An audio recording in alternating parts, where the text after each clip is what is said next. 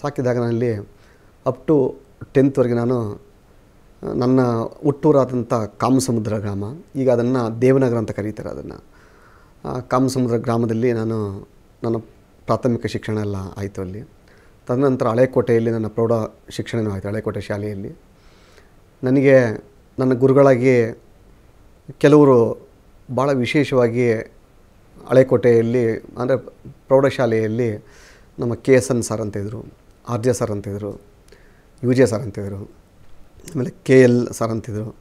ಇವರೆಲ್ಲರೂ ಕೂಡ ನನಗೆ ಬದುಕಿನ ಮಾರ್ಗದರ್ಶನವನ್ನು ಹೇಳ್ಕೊಟ್ರು. ನನಗೆ ಬದುಕು ಯಾವ ಥರ ಮಾಡಬೇಕು, ಒಬ್ಬ ಮನುಷ್ಯ ಲೈಫಲ್ಲಿ ಏನೊಂದು ಅಚೀವ್ ಮಾಡಬೇಕು ಅಂತಂದರೆ ಕಷ್ಟಗಳು ಬಿದ್ದಾಗ ಆ ಕಷ್ಟದ ಬೆಲೆ ಅರ್ಥ ಆಗ್ತದಿಲ್ಲ, ಮುಂದೆ ಬದುಕಿನ ಬಗ್ಗೆ ದಾರಿ ಆಗ್ತದಕ್ಕೆ. ಅದಕ್ಕೆ ನಾನೊಬ್ಬ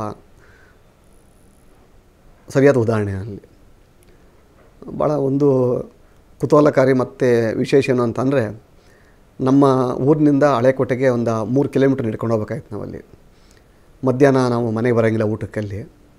ನಾನು ಬಡತನ ಹೇಗಿತ್ತು ಅನ್ನೋದಕ್ಕೆ ನಾನು ಅಲ್ಲಿ ಹಳ್ಳಿಯಿಂದ ನಡ್ಕೊಂಡೋಗಿವನಲ್ಲಿ ನಾನು ಎಲ್ಲ ನನ್ನ ಸ್ನೇಹಿತರು ಗೆಳತಿಯರೆಲ್ಲ ಊಟದ ಡಬ್ಬಿ ತರೋರಲ್ಲಿ. ನಾನು ಡಬ್ಬಿ ಇಲ್ಲ ನಮಗೆ, ಯಾಕೆಂದ್ರೆ ನಮ್ಮಲ್ಲಿ ಅನ್ನ ಇಲ್ಲ, ಊಟ ಇಲ್ಲ. ಬೆಳಗ್ಗೆ ಒಂದು ಟೈಮು, ರಾತ್ರಿ ಒಂದು ಟೈಮ್ ಊಟ ಮಾತ್ರ. ಅಲ್ಲಿ ಅಂಥ ಒಂದು ಪರಿಸ್ಥಿತಿ ಕಷ್ಟದಲ್ಲಿದ್ದ ನಾವಲ್ಲಿ. ಆಗ ನನ್ನ ಸ್ನೇಹಿತರೆಲ್ಲ ಊಟ ಮಾಡ್ಬೇಕಾದ್ರೆ ನಾನು ಹೋಗಿ ನಿಂತ್ಕೊಂಡು ನೋಡಬಾರ್ದು ಅಂತೇಳಿ ನಮ್ಮ ಶಾಲೆ ಹಿಂಭಾಗದಲ್ಲಿ ರಂಗನಾಥ ಸ್ವಾಮಿ ಬೆಟ್ಟ ಅಂತ ಇದೆ. ಆ ಬೆಟ್ಟದ ಕಡೆ ಹೋಗ್ಬಿಟ್ಟು ನಾವು ಟೈಮ್ ಪಾಸ್ ಮಾಡ್ತಾಯಿದ್ದೆ. 1:30 ಇಂದ 2:30 ತನಕ, 1 ಗಂಟೆಯಿಂದ 2 ಗಂಟೆ ತನಕ ನಾನು ಟೈಮ್ ಪಾಸ್ ಮಾಡಿ ಮತ್ತೆ ಶಾಲೆ ಬೆಲ್ ಹೊಡೆದಾಗ ನಾನು ಬಂದು ಶಾಲೆಗೆ ಹಾಜರಾಗ್ತಾಯಿದ್ದೆ. ಸೊ ಈ ರೀತಿ ಬದುಕಿನಲ್ಲಿ ಭಾಳ ಕಷ್ಟಗಳನ್ನು ನಂಬ್ಕೊಂಡು ನಾನು ಬಂದಿನಿ. ಅಲ್ಲಿ SSLCಯಲ್ಲಿ ನನ್ನ ಊರಿನಲ್ಲಿ ಅಂದರೆ ಇಡೀ ನಮ್ಮ ಶಾಲೆಯಲ್ಲಿ 173 ಜನ ಇದ್ದು ನಾವಲ್ಲಿ. A, B, C ಅಂತ 3 ಸೆಕ್ಷನ್ ಅದರಲ್ಲಿ A ಸೆಕ್ಷನಲ್ಲಿ ನಾನಿದ್ದೆ. ಅಲ್ಲಿ ನನ್ನ ಊರಿನಲ್ಲಿ 38 ಜನ ಸ್ಟೂಡೆಂಟ್ಸ್ಗಳಿದ್ದು ನಾವಲ್ಲಿ. ಅಂದರೆ ಎಲ್ಲ ನನ್ನ ಅಣ್ಣ ತಮ್ಮಂದಿರು, ಅವರಿಗೆಲ್ಲ ಒಂದು 38. ಅದರಲ್ಲಿ ಆ ಟೈಮ್ನಲ್ಲಿ ಪಾಸಾಗಿದ್ದು ನಾನೊಬ್ಬನೇ SSLCಯಲ್ಲಿ. ನನಗೆ ಓದಬೇಕನ್ನೋ ಆಸೆ ಇತ್ತು ಅಲ್ಲಿ. ಆದರೆ ನಾನು ಓದಬೇಕು ಅನ್ನೋ ಆಸೆಗೆ ನನಗೆ ಕಾಲೇಜಿಗೆ ಹೋಗುವಷ್ಟು ದುಡ್ಡು ನಮ್ಮ ಹತ್ರಲಿಲ್ಲ.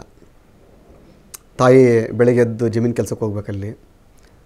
ನಮಗೆ ನನ್ನ ಕನಸೇನು ಅಂತಂದರೆ ಒಂದು ಪ್ರೈವೇಟ್ ಕಾಲೇಜಲ್ಲಿ ಓದಬೇಕು, ಅಲ್ಲಿ ಒಳ್ಳೆಯ ಉತ್ತಮವಾದ ಶಿಕ್ಷಣ ತೊಗೋಬೇಕು ಅಂತ.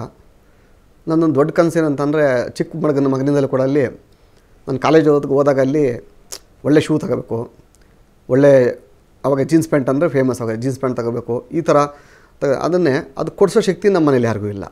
ನನ್ನ ಅಕ್ಕಂದಿರಿಗಿಲ್ಲ, ನಮ್ಮ ತಾಯಿಗಿಲ್ಲ ಅಲ್ಲಿ. ಸೊ ಆಗ ನಾನು ಕಾಲೇಜಿಗೆ ಹೋಗ್ಬೇಕು ಅಂತೇಳಿ ನನ್ನ ತಾಯಿ ಹತ್ರ ಕೇಳೋಕ್ಕೆ ಶಕ್ತಿನೂ ಇಲ್ಲ ಅಲ್ಲಿ. ಯಾಕಂದರೆ ವಾಸ್ತವಾಂಶ ಅರ್ಥ ಮಾಡ್ಕೊಂಡಿದ್ದೆ ನಾನಲ್ಲಿ.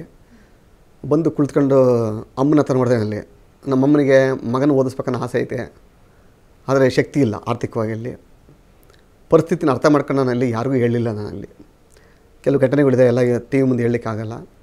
ಆಗ ನಾನು ಕೇವಲ ₹3 ದುಡ್ಡನ್ನು ಮಾಡಿಕೊಂಡು ನಾನಲ್ಲಿ ಬೆಂಗಳೂರಿಗೆ ಬರಬೇಕಂತ ತೀರ್ಮಾನ ಮಾಡಿದೆ. ಅಲ್ಲಿಂದ ನಮ್ಮ ಊರಿನಿಂದ ಹಾಸನಿಗೆ ಸುಮಾರು 28 ಕಿಲೋಮೀಟ್ರು.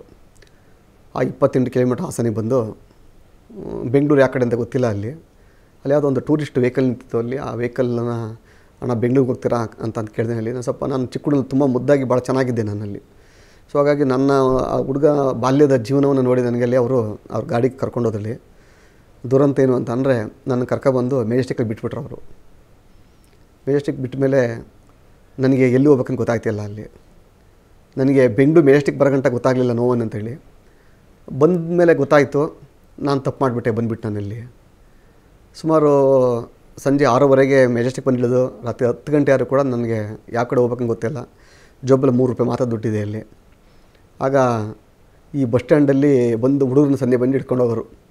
ಹೋಟ್ಲು ಮಡಿಕೊಂಡಿರೋಂಥವ್ರು ಹೋಟ್ಲವ್ರು ಬಂದು ಹುಡುಗರು ಹಿಡ್ಕೊಂಡು ಹೋಗೋರು ಅಂತೇಳಿ. ನನ್ನ ಅದೇ ಥರ ಒಬ್ಬ KR ಯಾವುದೋ ಒಬ್ಬ ಹೋಟೆಲ್ ಓನರ್ ಬಂದು ನನ್ನ ಕರ್ಕೊಂಡೋಗ್ಬಿಟ್ಟ. ಅಲ್ಲಿ ಭಾಳ ಸಂಕಷ್ಟದ ಜೀವನ. ಅಲ್ಲಿ ನಾನು ಕರ್ಕೊಂಡೋದೆ, ಹೊಟ್ಟೆ ಹಸಿವು, ಊಟ ಇಲ್ಲ. ಆ ಹೋಟೆಲಲ್ಲಿ ರಾತ್ರಿ ಅವರು ಪ್ಲೇಟು ತಟ್ಟೆಗಳಲ್ಲಿ ತೊಳೆಯೋಕೆ ಅಂತೇಳಿ ಕೊಟ್ಟರು. ಅಲ್ಲಿ ಆ ತೊಳೆಯೋಕ್ಕೆ ಶುರು ಮಾಡಿದಾಗ ಕಣ್ಣಲ್ಲಿ ನೀರು ಸ್ಟಾರ್ಟ್ ಆಯ್ತು ನನಗೆ. ಅಲ್ಲಿ ಏನೇ ಕಷ್ಟ ಇದ್ದರೂ ನಾವು ಊರಲ್ಲಿರ್ಬೇಕಾಯ್ತು ನಾನಲ್ಲಿ. ನಾನು ಇಲ್ಲಿ ಬಂದುಬಿಟ್ಟೆ ಅಂತೇಳಿ. ಆಗ ನಾನು ಅವತ್ತಿನ ರಾತ್ರಿ ಅಲ್ಲೇ ಇದ್ದೇನಲ್ಲಿ. ಬೆಳಗ್ಗೆ ಒಂದು 5:30-6 ಗಂಟೆಗೆ ಎದ್ದು ಅವ್ರು ಹೇಳಿಲ್ಲ ಹೋಟ್ಲಲ್ಲಿ. ನಾನಲ್ಲಿ ಅಲ್ಲಿಂದ ನಡ್ಕೊಂಡು ಮಾರ್ಕೆಟಿಗೆ ಬಂದೆ. ಅಲ್ಲಿ KR ಅಲ್ಲಿ ಬಂದು ಅಲ್ಲಿ ಪಾರ್ವತಿಪುರ ಅಂತೇಳಿ ಬೆಂಗಳೂರಲ್ಲಿ ಅಂದರೆ VV ಸರ್ಕಲ್ ಪಕ್ಕ ಪಾರ್ವತಿಪುರ ಅಂತ ಇದೆ. ಅಲ್ಲಿ ಒಂದು ರಾಘವೇಂದ್ರ ಟ್ರಾವೆಲ್ಸ್ ಅಂತೇಳಿ ಆ ಟ್ರಾವೆಲ್ಸ್ ಹತ್ರ ಬಂದೆ. ಅಲ್ಲಿ ಬಂದ ನಂತರ ಅಲ್ಲಿ ಶಿವಣ್ಣ ಅಂತಂತೇಳಿ ಇವತ್ತು ನನಗೆ ಬದುಕಿನ ಒಂದು ಮಾರ್ಗಸೂಚಕರು ಅವರು. ಅವ್ರು ಹಾಲಿನ ಶಿವಣ್ಣ ಅಂತ ಕರೀತಾರೆ ಅವರಿಗೆ.